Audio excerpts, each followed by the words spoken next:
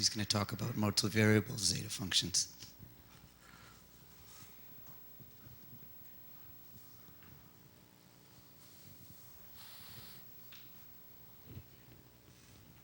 Testing.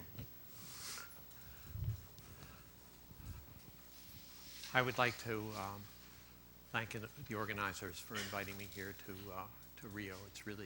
It's really great. It'll be even better after I finish this talk.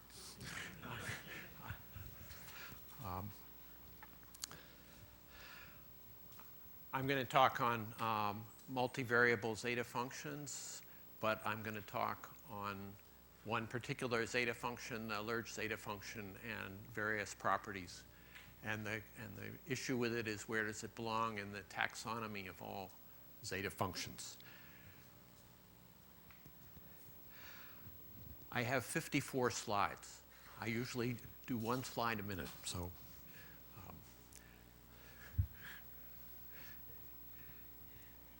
here's the topics I would like to cover in this talk. First, I'd like to describe the Lerch zeta function and the Lerch Transcendent function and the various specializations you get from it. And then I'm going to talk on basic properties of this function, all the different things it has. And then I'm going to describe how to analytically continue it. It has 3 variables, and I want to talk about continuing it as a function of 3 complex variables. And then I will talk on various other properties it has, and then I will talk on the Lerch Transcendent. And then at the end, I will summarize some new results that are not yet available in preprint form, which are kind of interesting. So let me say that this most of what I'm talking here, I'm reporting on, except in the final section, is joint work with Winnie Lee in a series of papers. There are going to be 4. 2 of them are in print. The 3rd one appeared on the archive last night. And I'm grateful to the conference for forcing me to get that. So the Lerch zeta function has been around for a very long time, and the form in which it originally appeared is it is a Riemann zeta function, but it's got a shift in the denominator by c. So if you set c equals to 1 and you set a equals an integer, then you'll recover the Riemann zeta function. So it has a modulation in the numerator e to the 2 pi I on a, and c in the denominator. So it's a function of 3 variables, and I want to start out with a and c being real numbers between 0 and 1. How many have seen this before? All those in my previous talks, especially Bruce Baird. Lerch Transcendent is a thing you get when you make the substitution that z is e to the 2 pi I a.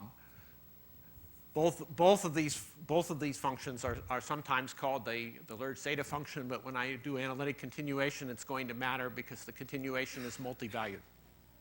And when you take a z equals e to the 2 pi I a, you introduce more multi-valuedness. And so you see you get a substitution relating the 2 of them. The specializations, zeta of S0 c, n plus c to the s is the Hurwitz zeta function studied by Hurwitz. There's a periodic zeta function where you sum from 1 to infinity and you put the exponential in the numerator. Here's a diagram. So I'm dealing with AC in the unit square. So when you're in the unit square, you have the Lerch zeta function. But when you go to the boundary, you degenerate to one of these other zeta functions. So when you go to the boundary down here, you recover the Hurwitz zeta function. E to the 2 pi I is constant.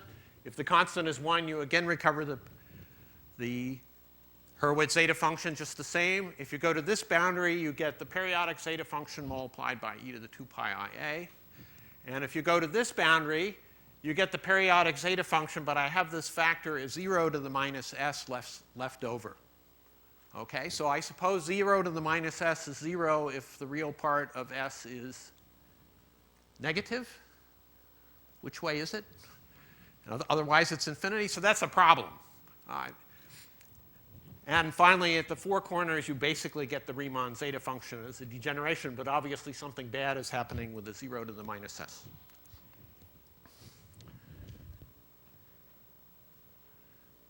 Another thing you get, and this is where the Lerch Transcendent comes in, if you specialize using the Lerch Transcendent variable, then setting c equal to 1, you recover a function that interpolates polylogarithms multiplied by z. It's got an extra factor of z in there.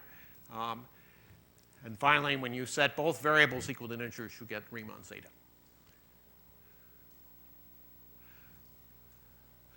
Well, why would you want to study this thing?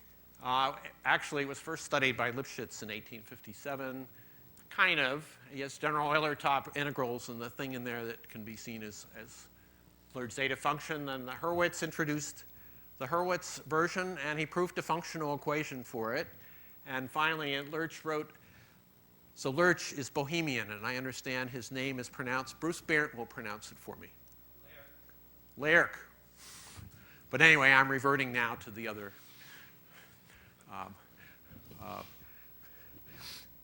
So Lerch derived a three-term functional equation, which is given there.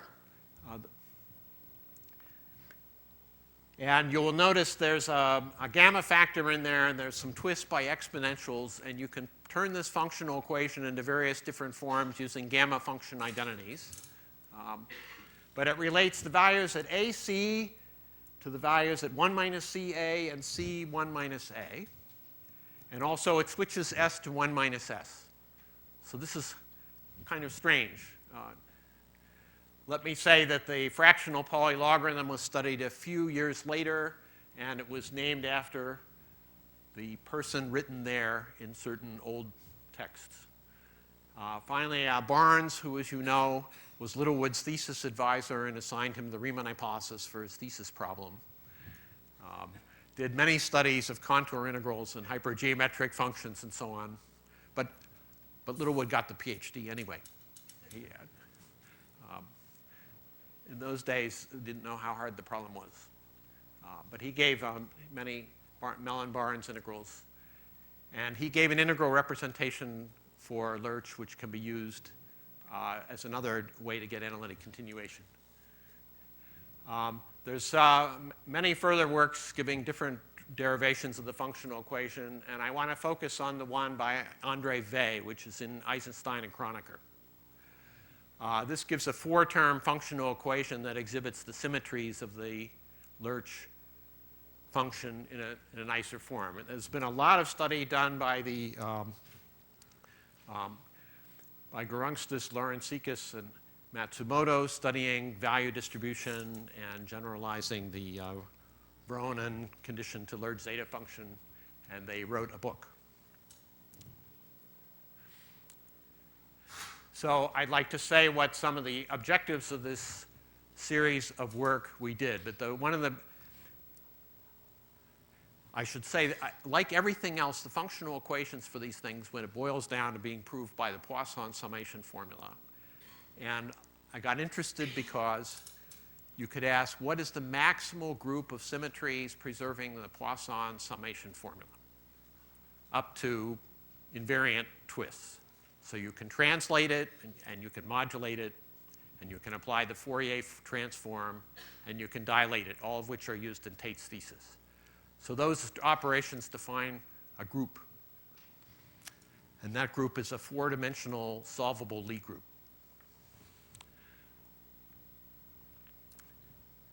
So on the analytic continuation, I should mention that the Japanese school gave a single-valued analytic continuation of the Lerch Transcendent in 3 complex variables. That's dealing with zeta sub c. So I should say there are two things that look almost the same. There's a real form and a complex form. The real form is like, takes absolute values here. The complex form does not.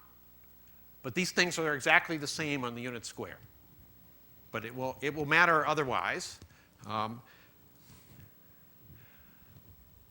In part 2 of the 3 papers I'm discussing, we give a multi-valued analytic continuation of the complex version of it In part 1, we study the real valued version in the analog of Tate's thesis doing integrals against test functions.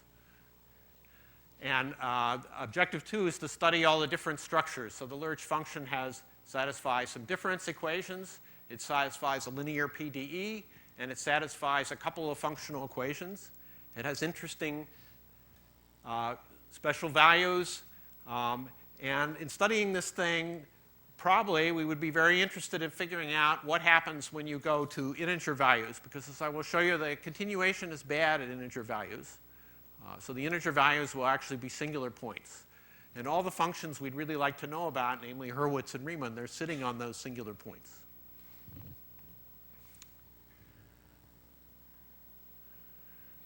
And now let me say that the original thing viewed as a function of three complex variables, that is a three-dimensional complex manifold that is not compact.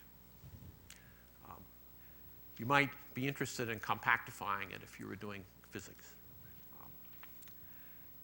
The Hurwitz, in terms of the complexification, the Hurwitz zeta function and the periodic zeta function will be of real codimension 2, one codimension 1 complex, and the Riemann zeta function will be on a singular piece of codimension 4. And actually, there's functional equations on these singular strata also, as far as I can tell, in all cases. What can we figure out from the general thing about the special cases? That's the second objective. And the third thing is there a representation theoretic or an automorphic interpretation of the Lerch zeta function and various relatives? So it has relatives where you twist it by Dirichlet characters, for example. And I will say now that the answer is there appears to be at least one such interpretation, which I'll give at the end of this talk. This function has both this real analytic and a complex analytic versions, and probably they go with different structures, so that we have an answer for the real, or somebody has an answer for the real analytic case. So that now the basic structures. So the important structures that I would like to discuss are the integral representations, the functional equation, the differential difference equations, and the linear PDE. So the integral representations of the Lerch zeta function are obtained as deformations of the two integral representations of Riemann zeta in Riemann's original paper. So one of his interpretation is a twist, is a Mellin transform of something like 1 over 1 minus e to the t, which is e to the minus t, 1 minus e to the minus t. And that gives you gamma of s, zeta of s. And if you're automorphic, you can ask, well, zeta of s is going with GL1 and gamma of s is going with GL2. So what's happening there? And the other version is the standard version where you integrate against the theta function. And my theta function is the Jacobi theta null e to the pi I n squared tau. And when you plug in I t squared, then the summation is e to the minus pi n squared t squared. So it's a theta function with a t squared in there. And the quotes mean if you leave the constant term in there, then the integral diverges everywhere. So you have to renormalize it to get rid of the constant term. So there's a trick. It just goes away. And then you get the answer pi to the minus s over 2 gamma of s over 2 zeta of s. And that second one reveals the functional equation because it's symmetric under s goes to 1 minus s by the theta function transformation identity. Here are the two versions for the Lerch zeta function.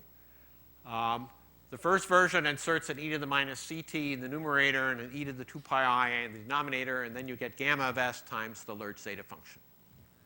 The second version turns on the z variable in the Jacobi theta function and integrates it twists in the variable, so that's a plus ic t squared integrated. The it squared is integrating up the imaginary axis in the upper half plane, if you're looking at the theta function in that representation. What is the z variable doing? Well, the z variable is describing an elliptic curve. So it's describing a point on an elliptic curve, and this a plus itc squared is winding around the elliptic curve as you go up the axis. So a and c are giving you some parameters for winding around the elliptic curve. The modulus of the elliptic curve is given by tau. And then, I'm sorry, this e to the pi c squared t squared comes in there. But then you get pi to the minus s over 2 gamma of s over 2 times Lerch zeta. This is old stuff. Okay, now I want to describe the functional equation in the form given by André Weil. So the idea is we would like to apply Poisson summation. So we would like our summation to go from plus infinity to minus infinity. So we need to make another copy of the Lerch thing that is on the negative integers. And there's a choice of a sign character there. So you get two of these things, a plus or minus. Zeta of SAC plus or minus e to the minus 2 pi ia times zeta of s 1 minus a 1 minus c. And in that version, you then get a summation from minus infinity to infinity of e to the 2 pi I n a. And if you put the minus sign in there, then the negative integers will get a minus sign, and 0 will get a plus sign. We will want to think of this thing as c is really between 0 and 1, so it's plus. And now we complete this thing, and now here's a feature. The completed thing for the plus thing uses pi to the minus s over 2 gamma of s over 2. And the completed thing for the minus thing gives pi to the minus s plus 1 over 2 gamma of s plus 1 over 2, which you recognize from your Dirichlet characters. By the way, you can build Dirichlet L functions out of these things by picking A and C, one end of conductor D. Then you use rational numbers with denominator D. You will take appropriate combinations times characters. And then if you want a character with a plus sign, it will be L plus you use. And if you want it with the chi minus 1 is minus 1, then you have to use combinations of the other. And you can get the functional equation straight out of the Lerch zeta function functional equation. By the way, this is done in Apostle's book on analytic number theory. And here is Weil's form. The completed functions with the gamma factors added in there, as long as a and c are between 0 and 1, they continue to the entire plane. They don't have any poles. And they twist by, SAC goes to 1 minus s, 1 minus c of a. And then you twist by this exponential factor e to the minus 2 pi I ac, which has modulus 1, because a and c are real. And it's 1 in the plus case, and the fudge factor of I in the minus case, which is the epsilon factor for Dirichlet characters with the two signs. Now I'd like to say we would like these results to extend to the boundary, because if we want to get the analytic continuation for the Hurwitz zeta function and the Riemann zeta function, which is what Apostle did. And Apostle was able to do it for the following reason. So that when the original Lerch converges for the real part of s bigger than 1. When you have a and c not equal to an integer, it converges conditionally all the way back to 0. And you can sometimes use that to get the functional equations. But I have over here, but the thing is discontinuous otherwise when you go to the boundary. So as long as you're in the region real part of s is greater than 1, you can get to the boundary along 3 sides. And if you're between 0 and 1, it turns out you can continuously extend here. And if you're over here, then you can continuously extend in those two pieces. You might notice that's rather asymmetric. It's actually crazy. You have to get used to what this thing does. And part 1 of our papers gave a generalized functional equation for Lerch-like zeta integrals containing a test function. And that's sort of in the test function version of Tate's thesis at the real place. And related integral at a test function to the integral of the Fourier transform at the point 1 minus s. And if you plug in the usual Gaussian, then you will recover L plus. And if you plug in x e to the minus pi x squared, you will get a constant times L minus. It doesn't stop there. I can plug in all the oscillator eigenfunctions all the way up. And then what you get is you get L plus or minus, depending whether it's even or odd, times the polynomial of degree that goes up 1 at each time. And these things are orthogonal polynomials, and they are known to have all their zeros on the critical line. This is the local Riemann hypothesis at the real place of Bump, Kurlberg, Waller, and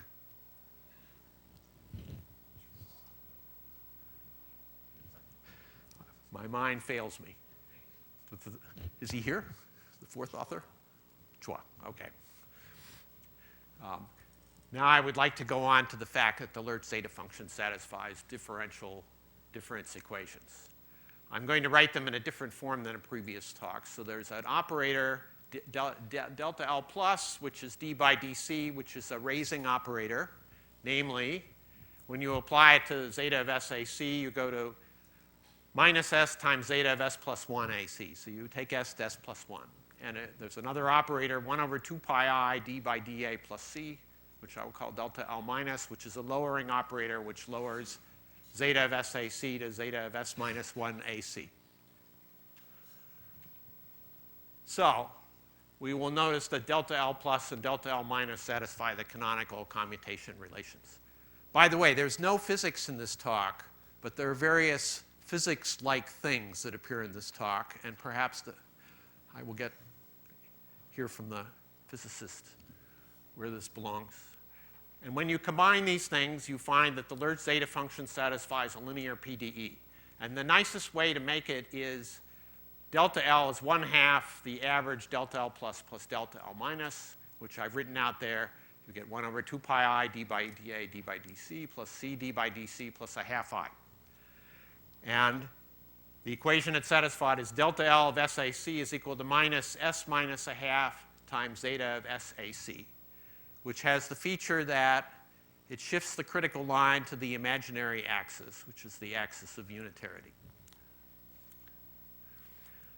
Now I'd like to, that version applied to both the real or complex versions. And now I want to describe results on the complex version, this analytic continuation. So in the second paper, we observed that this complex version can actually analytically continue to a multi-valued function. It's entire in S and C, and A is required to not be an integer. So it's the complex plane punctured at the integers. And similarly for C, it's the complex plane punctured at the integers. The functional equation respects this because it takes AC to 1 minus C times A, so it always avoids the punctures. All 4 terms will make sense.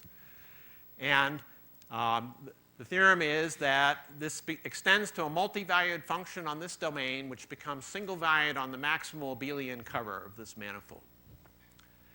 And the multi-valuedness is when you wrap around one of these singularities at A or C as an integer. When you take a little loop, you get the Lerch zeta function back with a little thing added. And the little thing, piece added, will be a little function that's also multi-valued, but the singularity of the multi-valued thing that's added is always at the point you wrapped around. So there's going to be 2 copies of these.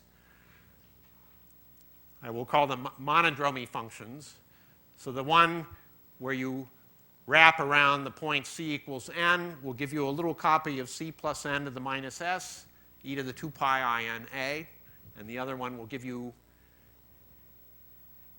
some fudge factor with there's a misprint. There should be 2 pi I c times a minus n prime times a minus n prime to the s minus 1. That will correspond to wrapping around a point on the A domain. By the way, that differential equation is a linear PDE, so automatically all these monodromies will also satisfy that same linear PDE.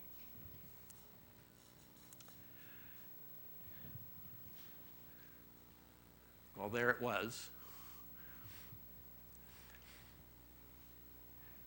As I said already, the manifold is invariant under the symmetries of the functional equation.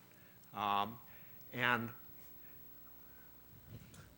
the functional equation is then going to express a non-local symmetry of the Lerch zeta function. So we will start with this functional. There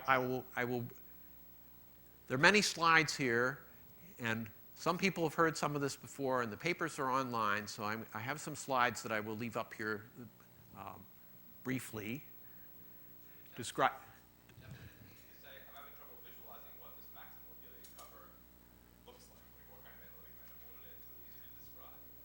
It's a 3-dimensional open analytic manifold. Well, I don't know. I don't know how to describe it. Me too. No. It's a great question. But I can't think about it now. I have to go on.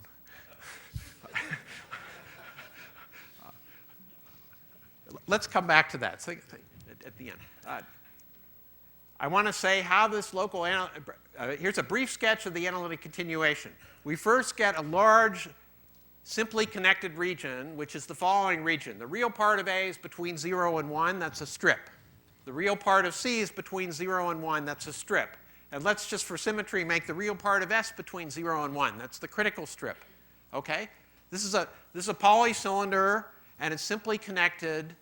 And there is the first integral representation I showed you is well defined for everything on that polycylinder. And the functional equations preserve the polycylinder. The 4 terms in the functional equation, they all sit inside the polycylinder. And the functional equation is unique and single-valued when you start in this polycylinder. And then you start traveling out of the polycylinder along loops. And you wrap around these points, and you compute what happens, and you go back into the polycylinder, and you discover when you wrap around one of these points, you only pick up a singularity from that point that you went on. And the singularities are the individual monodromy functions themselves. So another feature of this is the Lerch zeta function is actually a linear combination of these monodromy functions out of which it is built. It's an infinite linear combination of these monodromy functions. It's somehow constructed out of itself. Okay, so then it's an entire function on all these things, and all of the pieces you add are entire functions of S. They only have singularities at these points. Okay, and then you integrate around the loops, and then you can do this in a way where 3 terms of the functional equation are okay, and then you get the continuation of the 4 terms in the functional equation. If you play this game right, then you get this continuation. And now, after you've wrapped around, you have the new function plus the monodromies. But the monodromies, when they travel around loop, they don't do anything unless they wrap right around the thing they started, because they are also multivalued. So they continue to change under this. But they're in a very simple way. And so they can be viewed as some kind of instanton or a thing that's fixed at these points. And in this way, you get the full homotopy group, and then you explicitly calculate that the monodromy functions all vanish on the commutator subgroup. And that's what gives you the abelian cover. That's a calculation. So anyway, here they are explicitly. This is wrapping around the point C equals M. So these monodromy functions, they depend on S. So they have a coefficient that's some function of S. And these coefficients are like Archimedean factors. They're built out of exponentials and gamma functions in some crazy combinations. By the way, one of the sanity, and then you wrap around once, and then you can wrap around k times and figure out what's happening. Okay, here's the other one. This is all in paper 1. And anyway, these formulas cannot be memorized or perhaps even repeated twice if you try doing it. The functional equation, by the way, is a great check on whether you did these things right, because it requires that when you do the analytic continuation, the 4 monodromy functions that are added in have got to correctly replicate the functional equation. So that forces you to discover various gamma function identities that have to be satisfied for this to all work. Okay, so here is a toy model. It's a mnemonic for thinking. I mean, I would like to think there's some physics in here, but you really should think of this Lerch zeta function as sort of being like a ground state or a vacuum vector.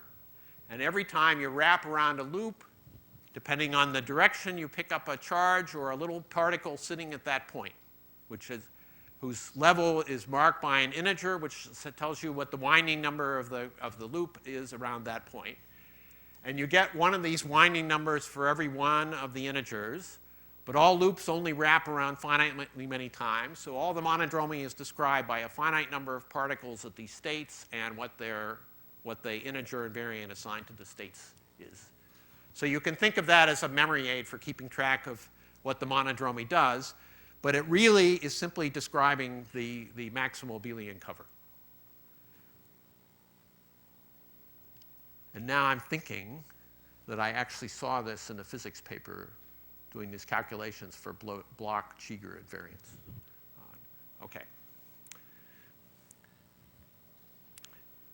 Now, here's another crazy thing. The Lerch zeta function itself has a slightly extra, tiny, itty-bitty analytic continuation, which is that some of those punctures can be removed. Namely, you can remove all the punctures for c being at a positive integer.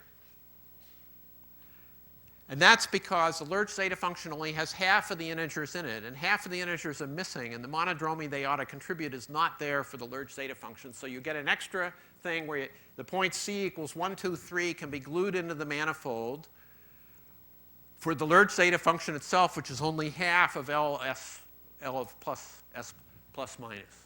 And this extended function then will be single valued on the maximal abelian cover of that manifold. But this manifold has one unfortunate feature, which is that the functional equation is not the four pieces of the functional equation do not respect gluing in these extra points. If you try to evaluate at one of the extra points, you discover one of the other three terms is at a bad point.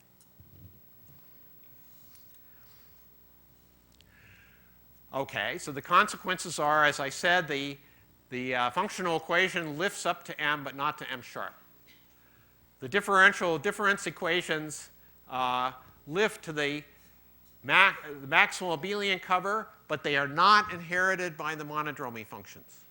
The raising and lowering operators don't work for the monodromy functions, because these things are non-local. But the differential equation, the linear PDE, that is local, and that does lift to the maximal abelian cover. And that's because this PDE is equivariant with respect to this covering map. And therefore, if you fix the complex variable s, the monodromy functions give you an infinite dimensional vector space of solutions to this particular PDE, in case you might want to solve it. Now, there's also some consequences for special values. So the monodromy functions, because of the monodromy functions have the feature, they have these weighting factors depending on s, and they all vanish identically at the negative integers. For s being a negative integer, just as the zeta function does something simple at negative integers, the Lerch zeta function, you don't have to lift it to this covering manifold. It's already defined right on the bottom manifold because there's no monodromy when you're at these points. And also at the and by the way, at these special points, the Lerch zeta function simplifies to some rational function of c and e to the 2 pi ia. It becomes a simple thing. At non-negative integer values, the monodromy degenerates in that there's an infinite number of linear dependencies. So instead of being sitting on z plus z, it's sitting on one copy of z. As I already said, you can't get to the singular strata are genuinely singular in the sense that the function does not continuously extend to the singular strata.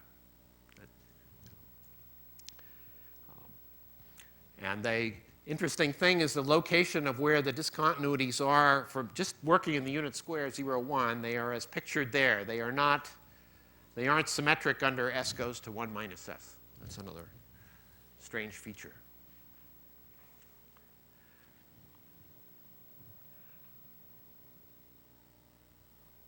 Now I'm going to switch to say some crazy stuff about the Lerch Transcendent. So the part 3, which is the paper posted last night, is really about the Lerch Transcendent. One reason to switch is to do this variable switch is that if you let z be e to the 2 pi ia, then a is 1 over 2 pi I log z, which means over all the a variables, you're making an infinite cyclic cover. So this is now going to be a more complicated multi-valued function when you put the z variable in there.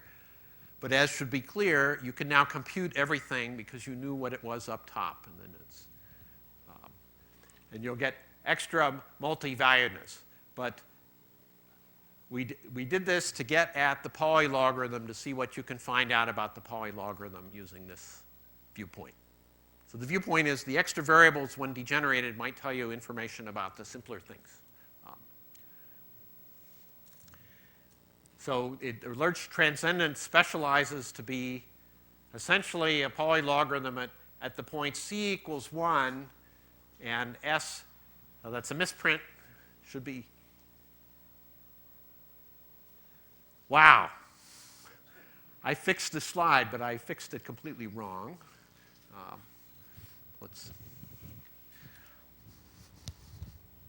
I can tell you why, because so let's try Lim of z is summation z to the n equals 0 to infinity, n equals 1 to infinity of n to the m. Oof.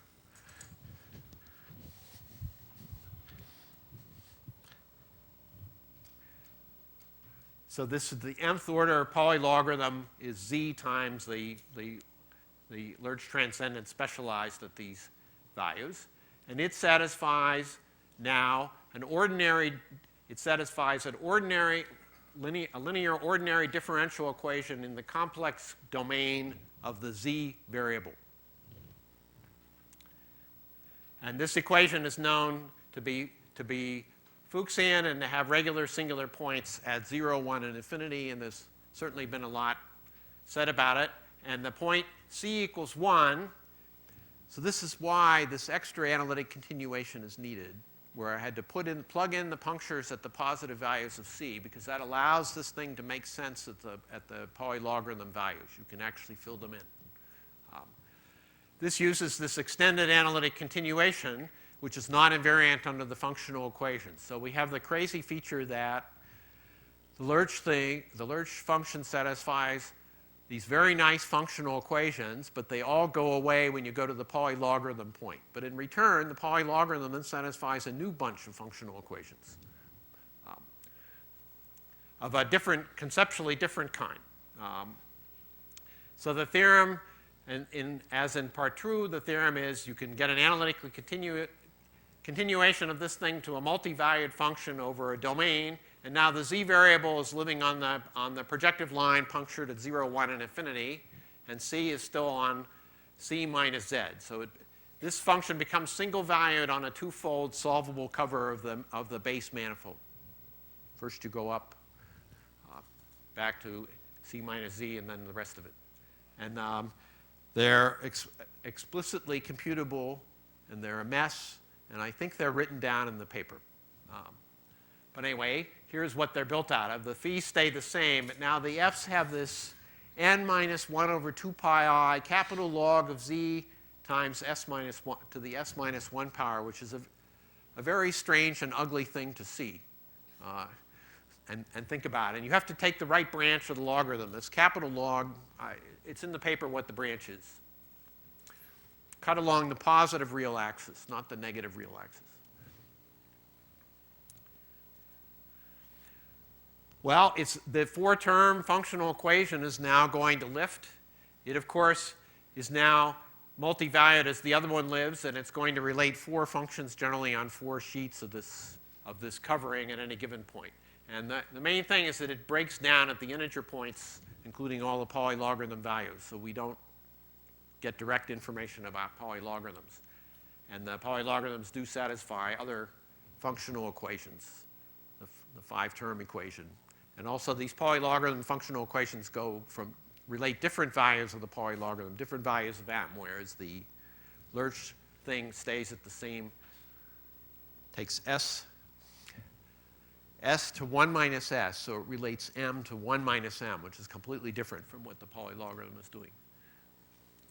So that's another mystery. So one thing this development does is it leads to mysterious new questions and just trying to understand what's going on here. So now let me flash back to Hilbert's problem list. So Hilbert actually mentioned one of these functions of this problem list. It's just after problem 18 and just before problem 19 when he switches to asking various questions about the Riemann-Hilbert problem and mathematical physics. And he says that functions that satisfy algebraic differential equations are significant functions, and they're nice. But here's a function, and he wrote down the polylogarithm, the extended polylogarithm, and said this function of 2 variables, s and s, of s and x, stands in a close relation to the function zeta of s, but it probably satisfies no algebraic differential equation, and so it's no good. In this investigation, the functional equation which is this lowering operator, d zeta sx dx goes down to zeta of s minus 1x. So when you only have two variables, you get the lowering operator, but you forfeit the raising operator in this case.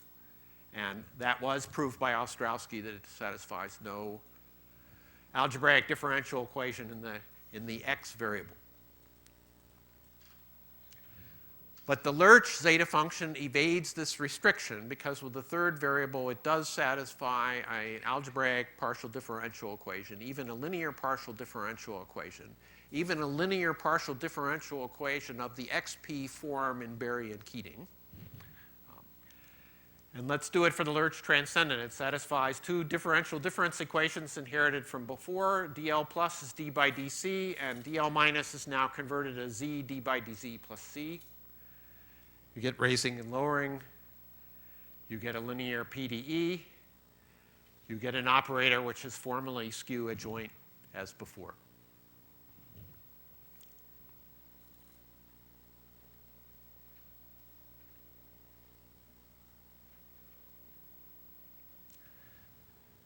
Now I'd like to specialize to polylogarithms to say what happens with polylogarithms.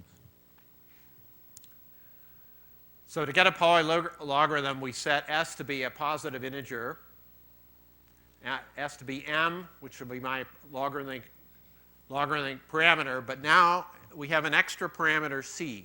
So in the polylogarithm case, we would set c equal to 1 so that we avoid 0 to the m. So c equals 1 will give you the polylogarithm. And if you view c as a fixed parameter, then you discover that in this, so c is now an extra deformation. We have a deformation of the polylogarithm. And it again satisfies a Fuchsian ODE, and you can write it down explicitly there.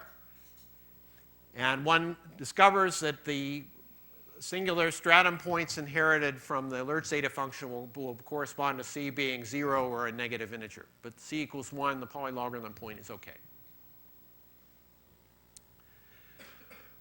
So this thing has regular singular points at 0, 1, and infinity. And you can write down an explicit basis of solutions for this ordinary differential equation for c as long as you're at a regular stratum point there. And I've written a basis down. And then you can, so now we are on in the z variable, we are on the projective line punctured at 3.01 and infinity.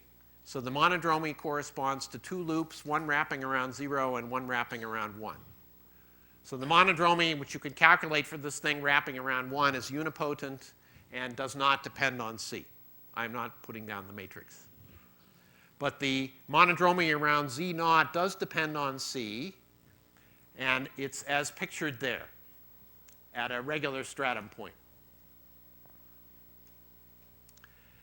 And at the singular stratum point, we also computed the monodromy. And I should say that for the polylogarithm, the monodromy was computed by Dinakar Ramakrishnan about 25 or 30 years ago. In fact, he has two papers. He has a short one in the American Math Society proceedings, I think, and then a 100-page one in a conference proceedings. What you find is when you're at an integer point, the monodromy is always unipotent. So let me go back. You will see you have e to the minus 2 pi I c. So if c is an integer, then you get unipotent monodromy of the whole thing. But otherwise, the monodromy is sitting in the Borel subgroup of GLN.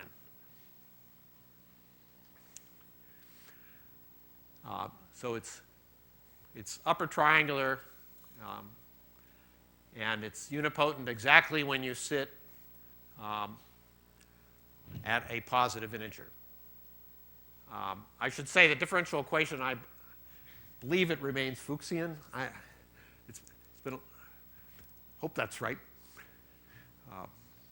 But I want to say that when you compute this monodromy, it takes a discontinuous jump when you get to these singular points. I don't know any set of basis functions where there's a way to take a limit and get that monodromy at the singular points. So that's what I have to say about there's more in the paper. There are various questions you can ask about what is this deformation good for, but it's interesting, and how does it, you can ask what happens to the functional equations of the Pauli logarithm when you try to do these deformations, and is anything preserved there? There are a number of interesting questions that could be pursued. Now I want to describe work in two papers that are cited in the paper posted last night. So there's a part 4. It turns out that this is concerned with the real variable version of the Lerch zeta function, sitting on the unit square. There is a nice way to extend the functions on the unit square to the real numbers, which is described in part 1. If you go to the boundaries of the unit square, you find, if you go to the top to the bottom, the function does not change, so it should shift by a. It should shift by a goes to a plus 1, nothing happens. But if you shift from c goes to c plus 1, you shift 1 unit to the right, and you pick up an e to the 2 pi I a. So therefore, you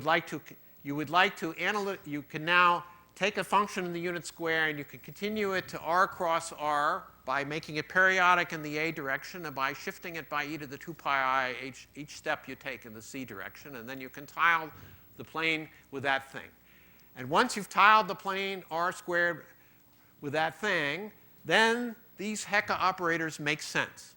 So these Hecke operators are a plus k over m, so they shrink in the a direction and put in a translation, and then they dilate in the c direction. So the dilation would go outside the unit square. So we need to actually have this extension in order to get this thing to behave nicely. Well, when you do that, it turns out if you take smooth functions on the unit square and extend them that way, then you can prove, acting on that space of functions, these operators mutually commute. And if they are C1, then they will also commute with this operator delta L.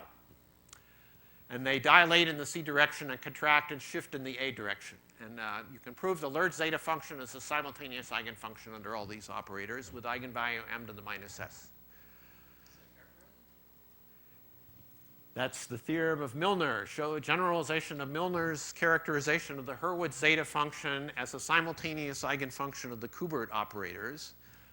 So these things replace the Kubert operators, but now you need an extra hypothesis, because in the Kubert operator case, everything was contracting, so Milnor could prove there was a unique fixed point. You got a two-dimensional space of solutions. So here we get a unique thing with a two-dimensional space of solutions, as long as we only use functions that are invariant under these periodic shifts with the recipe that I described.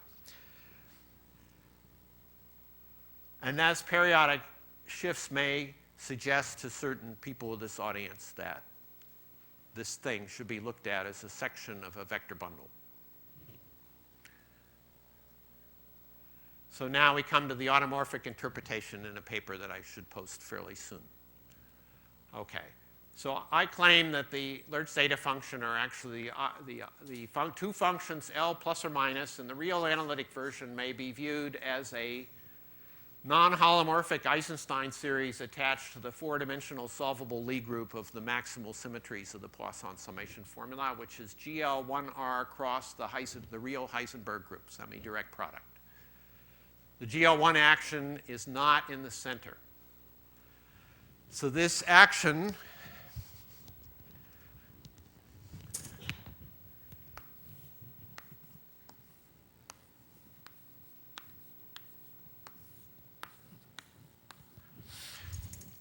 So that is my real Heisenberg group. And they will respect a discrete subgroup, which will be the Heisenberg group on the integers. And this thing luckily has a fundamental domain that happens to coincide with the unit square, which is why one actually discovers these things by trying to make sense of the equations. And the GL1R action is the hyperbola action on the A and C variables.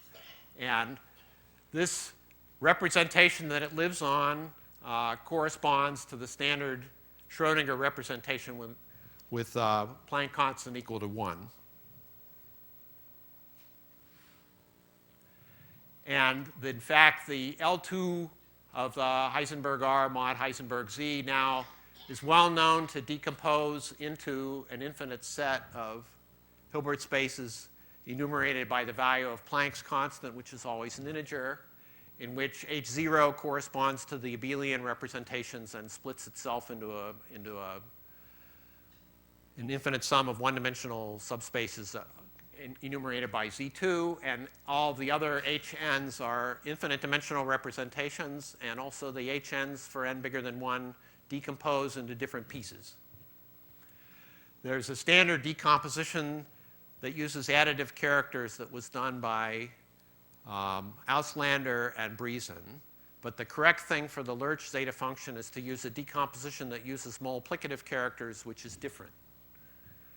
When you do this, there's a Laplacian, which is a left invariant operator on the group, and which specializes to give the Laplacian I wrote earlier. You do not see the variable in the center of the group because the functions that actually matter are L plus or minus SAC times e to the 2 pi IB. That's the center. So now you see where the e to the 2 pi I AC that appears in the functional equation is coming from. It is coming from multiplication of two Heisenberg elements, which will produce a factor of AC. That's lifting you from one piece of the Heisenberg group to the next.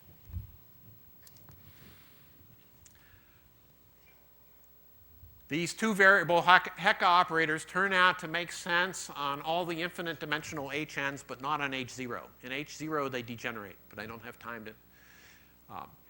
But they give you a nice commuting family, and they give you a Laplacian, and the action of the Laplacian is pure, can be shown to be pure continuous with the appropriate boundary conditions acting on all these spaces. And the continuous spectrum for that space, this thing is an eigenfunction of the Laplacian with eigenvalue parameter s minus 1/2, and the values of it on the critical line have been shifted to 0, so they are unitary. So this and these things are not inside L2, so they give you a continuous spectrum,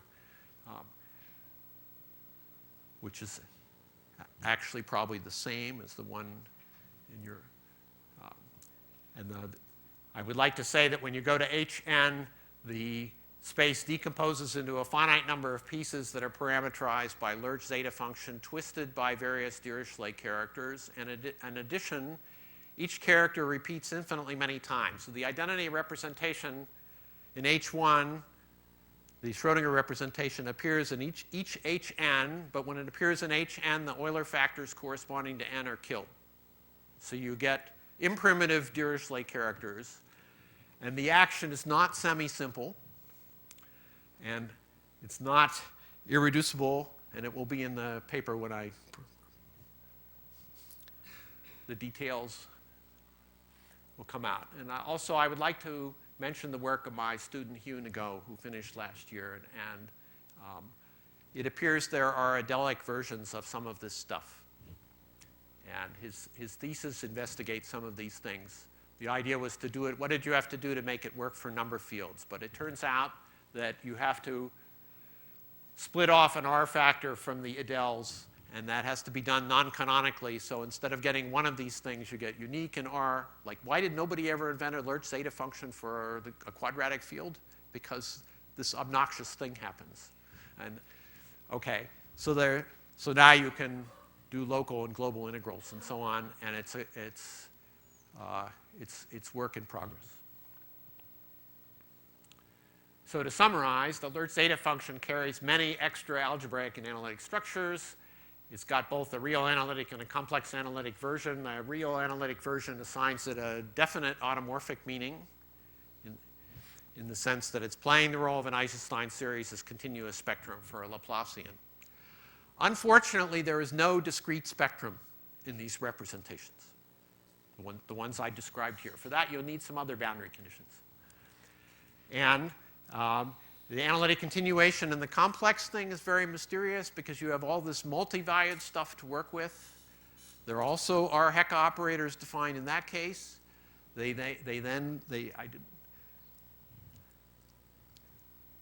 They then proceed to give a Hecke operator action on the monodromy functions, which is a crazy thing.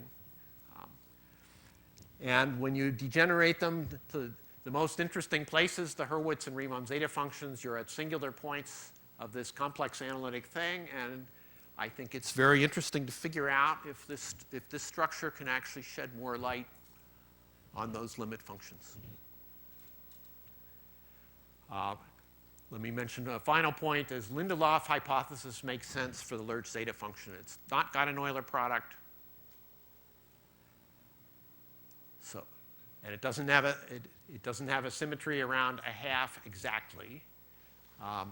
But perhaps Lindelof holds, and Lindelof definitely holds for all the monodromy functions. So the multivalued thing is Lindelof if the original thing is Lindelof. That means growth, slow growth along the line, real part equals a half going to infinity. Actually, if you got it, you would probably get Lindelof for all the Dirichlet functions all at once also. Thank you.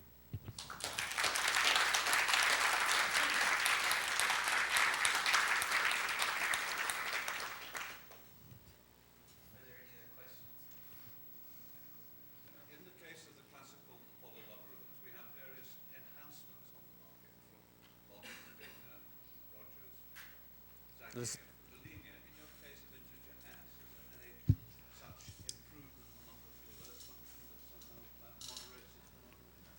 that's a good question. You mean the Rogers logarithm?